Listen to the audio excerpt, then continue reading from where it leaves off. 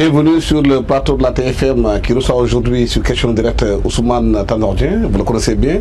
Monsieur Ousmane Tanor Dieng n'est pas à présenter, c'est le secrétaire général du Parti Socialiste, membre de la coalition Benno Bokk Yakaar.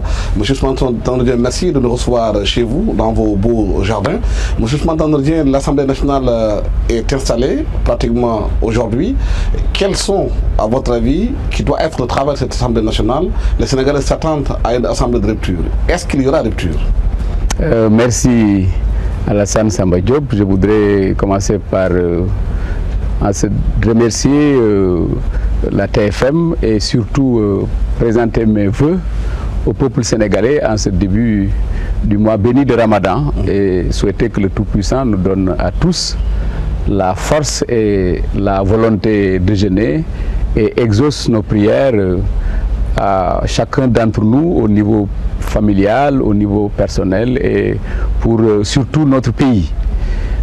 Pour répondre à votre question, je voudrais indiquer que quand on parle de rupture, il faut indiquer rupture à quoi? Et pour nous, c'est une rupture par rapport à l'Assemblée défunte, qui était une assemblée où les députés indiquaient que ce sont des députés de Abdoulaye Wade, où il y avait des empoignades physiques au niveau de l'Assemblée. Nous voulons que les députés jouent le rôle qu'on attend d'être une assemblée qui contrôle le pouvoir exécutif, être une assemblée qui vote la loi, qui évalue les politiques publiques et qui sanctionne le gouvernement le cas échéant. Je crois que c'est de ça qu'il s'agit parce que nous sommes jaloux de la séparation des pouvoirs. Mais il ne faut pas aussi attendre de cette assemblée qu'elle soit une assemblée qui s'oppose au gouvernement. Parce que nous sommes l'assemblée de la majorité qui est au pouvoir. Et cet équilibre des pouvoirs, cette séparation des pouvoirs, nous allons y veiller et défendre bec et ongle le rôle que l'Assemblée doit jouer au sein d'une démocratie apaisée. Oui, l'Assemblée nationale donc est installée. Il y a beaucoup de chantiers qui attendent le nouveau régime. Quelles sont sur le plan législatif les réformes que cette Assemblée doit apporter? Oui, les réformes dont je peux parler, c'est les réformes dans la méthode, des réformes dans le comportement. Maintenant, pour ce qui concerne les réformes en profondeur, elles doivent, je crois, viser à obtenir une assemblée qui soit efficace, une assemblée qui soit à l'écoute du peuple, parce que nous sommes les députés du peuple, pour que les préoccupations du peuple soient exprimées, soient défendues par les députés. C'est de cela qu'il s'agit, mais cela devra faire l'objet de discussions d'abord au sein de la majorité que nous constituons, mais aussi avec l'opposition, parce que là aussi c'est une rupture. Nous voulons respecter les droits de l'opposition, parce que en démocratie, il faut qu'il y ait une opposition qui fasse son rôle, une opposition qui s'oppose. Et de ce point de vue-là aussi, nous veillerons à ça, l'opposition soit respectée dans ses droits. Oui, la presse parle de tractations très serrées pour la mise en place du bureau de l'Assemblée, les postes qui doivent être distribués entre les différents partis qui composent la coalition Benno Bokk Yakaar. Où en êtes-vous? Oui, il est normal qu'il y ait des échanges, des discussions, parce que notre mode de prise de décision est le consensus. Donc nous discutons avec le leader de la coalition, qui est Macky Sall, et les composantes de la coalition et le leader. Nous échangeons pour obtenir un consensus. Un consensus, il ne se décrète pas, il se construit. Donc c'est normal que nous puissions échanger et je suis convaincu qu'on aboutira à un consensus.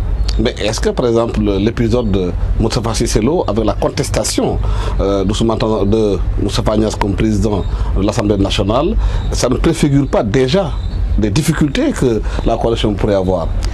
Oui, la coalition, je crois qu'elle n'aura pas de problème qui ne soit pas des problèmes liés au fonctionnement démocratique. Parce que le débat, ce n'est pas la division. Il est normal que dans une situation comme celle que nous vivions, que les uns et les autres puissent exprimer leurs souhaits, même puissent décider de compétir. Mais une fois que maintenant les échanges ont eu lieu, les discussions aussi, et le consensus arrêté, à partir de ce moment-là, je crois qu'il n'y aura plus de problème. Mais comment va-t-elle s'organiser? Est-ce que Benno Bokk Yakaar aura un groupe parlementaire ou il y aura des groupes parlementaires selon la présence et les forces des partis qui composent cette coalition? Pour nous, nous voulons avoir un groupe parlementaire parce que c'est la meilleure manière de montrer notre cohésion, notre unité. Et il est même envisageable que d'autres qui n'étaient pas dans le Benno Bokk Yakaar au moment des législatives viennent à notre groupe. Et on aura un groupe qui, au lieu d'être de 119, pourrait aller jusqu'à 125. Tout ça pour montrer que la grande coalition Benno Bokk Yakaar, même si pendant les législatives a pu avoir quelques dissidents, s'est reconstituée pour faire face justement aux défis. Mais ça n'empêchera pas que dans les débats, dans la perception des uns et des autres, que les différences puissent être exprimées. Mais là, dans le cadre d'un débat sain, d'un débat civilisé. Mais c'est une majorité écrasante. Est-ce que vous parlez tantôt de consensus? Si on ne fait pas attention, on risque de tomber au consensus à la malienne, qui a créé aujourd'hui cette situation dans ce pays. Vous savez, l'histoire du Mali est une histoire tout à fait différente de l'histoire du Sénégal, même si nous sommes tous des Soudano-Sahéliens. Ici, au Sénégal, il y a de vieux partis qui sont là, qui n'ont pas été créés selon des circonstances comme ce fut au Mali. Et ici, au Sénégal, ces partis ont une trajectoire, ont une histoire, ont une identité, et cela ne peut pas être effacé par l'appartenance à une coalition. Évidemment, comme vous le dites, et si justement, il y a un équilibre à rechercher et on l'obtiendra. Vous savez, ce qui est formidable dans ce pays et qu'on appelle l'exception sénégalaise, c'est que dans des situations où nous sommes pratiquement au bord du précipice, nous avons la capacité de nous retrouver et de contourner, de dépasser le cap. Et c'est ça qui est important parce que, comme vous l'avez vu pour l'élection présidentielle, il est arrivé un moment où tout le monde avait peur, nos amis, nous-mêmes et les acteurs, parce qu'il y avait déjà une dizaine de personnes qui étaient décédées avant l'élection présidentielle. Tout le monde pensait que tout pouvait arriver. Mais nous avons pu, je crois, et ça, nous le devons au peuple sénégalais, aux acteurs du jeu politique sénégalais, de faire preuve de dépassement, de nous retrouver et de savoir que ce qui était important, c'est que les Sénégalais puissent s'exprimer dans la clarté, dans la démocratie. Et une fois que ça a été fait, tout le monde a accepté les résultats. Et voilà que partout dans le monde, après ce qui était arrivé dans 2000, nous avons récidivé. Là, nous sommes un peu avec le Cap-Vert, le Botswana, le Ghana, quelques rares pays à offrir cet exemple-là. Je crois qu'il faudrait qu'on s'en réjouisse et qu'on rende grâce à Dieu. Mais sauf que la différence, que ces pays arrivent quand même à trouver du travail, à trouver au mieux-être aux populations. Au Sénégal, on a l'impression de tourner en rond. C'est une classe politique qui s'est accaparée du pays et qui se partage les dividendes. Ah non, Alassane, je pense que, vous savez, le problème du sous-emploi, du chômage, c'est un problème qui est le plus largement partagé. Vous voyez, en Allemagne, 24,5 de taux de chômage. Dans les pays développés qui se débrouillent le mieux, ils sont autour de 10%. Ça, c'est une vérité malheureusement universelle. Ici, chez nous, c'est encore plus grave parce que nos moyens sont limités. Mais l'important est que, comme on est en train de le faire, dans tout acte posé par le gouvernement, pour tout investissement, le fil conducteur sera la question de l'emploi et notamment de l'emploi des jeunes. Je crois que ça, c'est une position de force, une position importante qui devrait permettre dans les années à venir, non pas à régler définitivement le problème du chômage parce que ça va être très difficile, mais au moins à trouver des débuts de solutions. Nous, ce que nous ne voulons pas dire aux Sénégalais, c'est que tous les problèmes vont être réglés du jour au lendemain, on va raser gratis, ça c'est pas possible. Les difficultés sont devant, il faut que les Sénégalais s'arment de patience et consacre de gros efforts pour qu'ensemble nous puissions, dans les années à venir, améliorer notablement la situation et qu'on nous juge aux actes. Je crois que c'est ça qui est le plus important. Et depuis, je crois, ces 3 mois à la tête du pays, l'équipe du gouvernement que conduit Abdoul Mbaye est en train, pas à pas, peut-être pas au rythme que les Sénégalais le souhaitaient, mais à obtenir quand même des résultats. Et ça qui est important, il faut qu'on fasse appel au peuple sénégalais dans son ensemble, dans sa totalité, pour que nous puissions fédérer nos forces pour faire face aux difficultés qui sont aujourd'hui consubstantielles au fonctionnement du monde. Mais l'impression qu'a l'opinion de cela, c'est qu'il y a beaucoup de tâtonnements dans les nominations, des gens qui, pour beaucoup de Sénégalais, ne remplissent pas les critères pour occuper certains postes, ont été nommés. Il y a aussi le fait que les gens ont l'impression que c'est l'ancien régime qui est encore là, qui est en train de travailler, parce que ça ne bouge pas au rythme que veulent les Sénégalais. Oui, mais Alassane, il n'y a juste que 3 mois ou 100 jours.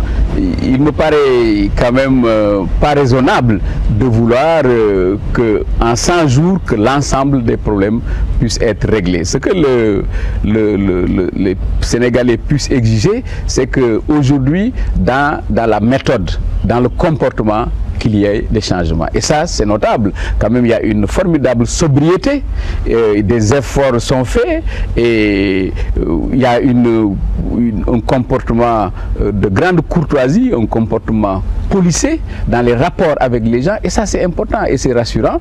Moi, je pense que les choses avancent, ne bougent pas peut-être suffisamment, mais quand même sont en train de bouger. Et c'est ça qui est le plus important. Il ne faut pas quand même qu'on oublie que nous héritons d'une situation calamiteuse dont nous n'avons pas jusqu'à présent toutes les données.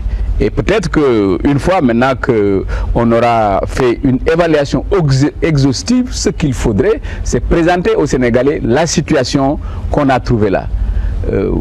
Aussi bien du point de vue des moyens que du point de vue des problèmes auxquels nous faisons face. Et indiquer aux Sénégalais l'ordre dans lequel les problèmes auxquels nous faisons face vont être abordés et réglés pour qu'il y ait un rapport de vérité entre les Sénégalais et les autorités, les nouvelles autorités. Oui, la situation dont vous héritez, vous l'avez dit, était due quelque part aussi à un système de gouvernance et de gestion du pays, aussi un régime qui était présidentiel, très fort. Au niveau des assises nationales, vous avez prôné, vous, Benno Bokk Yakaar, mais aussi Benno Siggil Sénégal ou Benno avec Tanor, un régime parlementaire avec un premier ministre très fort. Ce n'est pas l'option du président. Oui, tout à fait, ce n'est pas l'option du président et le président l'avait dit clairement. Parce que là aussi, il faut qu'on se rappelle de ce qui a été dit. Macky Sall avait un certain nombre d'objections par rapport au régime parlementaire. Et il avait indiqué les raisons pour lesquelles il avait ces objections. Mais il avait indiqué que ce qui était le plus important, c'est que les pouvoirs soient séparés, les pouvoirs soient équilibrés. Maintenant, pour ce qui est lié à la bonne gouvernance, ça, c'est pas lié au type de régime. La bonne gouvernance, elle est la même en régime parlementaire, présidentiel ou semi-présidentiel. Parce que le régime parlementaire pour contrôler plus fort, plus fortement et de façon plus responsable que le régime présidentiel où c'est le président qui est responsable des nominations, alors que là-bas la différence c'est le premier ministre peut avoir des initiatives. Oui, mais là aussi ma conviction est que